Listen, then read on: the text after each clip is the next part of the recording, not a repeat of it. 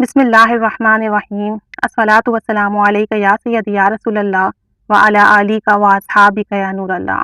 درود پاک کے کیا ہی کہنے، کتنی بہاریں، کتنے واقعات، کتنے ہم نے چیزیں دیکھی ہیں جو درود پاک پڑھتے ہیں انہیں کیسی کیسی نوازشیں عطا ہوتی ہیں، دنیا میں بھی ان پر رحمت برستی ہے، آخرت میں بھی ان پر رحمت برستی ہے، اللہ تعالیٰ کی خاص نگاہ کرم ہوتی ہے۔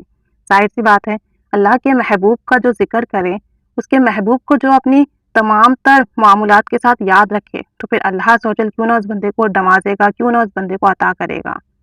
تو درود پاک کا ایک واقعہ سماعت فرمائیے۔ داؤد الیاس صاحب منڈی بہاؤدین سے لکھتے ہیں کہ والدہ محترمہ کے انتقال کے بعد مجھے اپنی زندگی بالکل بھی اچھی نہیں لگتی تھی۔ میں ہر وقت گمسم رہتا تھا، ملنا جلنا لوگوں سے ترک کر دیا تھا، کسی سے ملنا جلنا بھی اچھا نہیں لگتا تھا، بات چیت کرنا بھی پسند نہیں تھا، کافی تنہائی پسند ہو گیا تھا۔ ایک مرتبہ کہتے ہیں کہ میں ریل گاڑی میں سفر کر رہا تھا تو میرے ساتھ ایک صاحب بیٹھے تھے، ان کے ہاتھ میں تسبیح تھی اور وہ بہت دھیمی آواز میں کچھ پڑھ رہے تھے۔ جب ان کا وظیفہ مکمل ہوا تو انہوں نے مجھ سے سلام دعا کی۔ میں نے انہیں اپنا تمام غم سنایا اور کہا کہ والدہ کی وفات کا صدمہ میرے دل پر ایسا نقش ہوا ہے کہ مجھے زندگی کی کسی بھی معمولات میں دلچسپی نہیں رہی ہے۔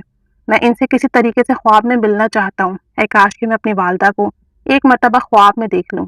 یہ سن کر وہ کہنے لگے کہ بیٹا، میں تمہیں درود تاج کا ایک عمل بتاتا ہوں، اس کو روزانہ باوضو ہو کر سوتے وقت 11 مرتبہ پڑھنا۔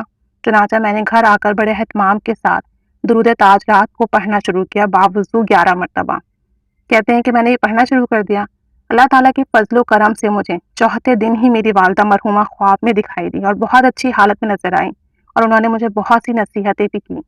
تو درود پاک پڑھیے، اس کا جو ثواب اپنی مرحومین کو ہدیہ کیجیے۔ اللہ تعالیٰ سب کے مرحومین کو اونچے مقام میں، جنت الفردوس میں اعلیٰ مقام عطا فرمائے اور سب کو تمام معاملات میں اپنے حفظ و امان رکھے، عذاب قبر، دوزخ کے عذابوں سے محفوظ رکھے، آمین بجاہ النبی آمین صلی اللہ علیہ وآلہ وسلم۔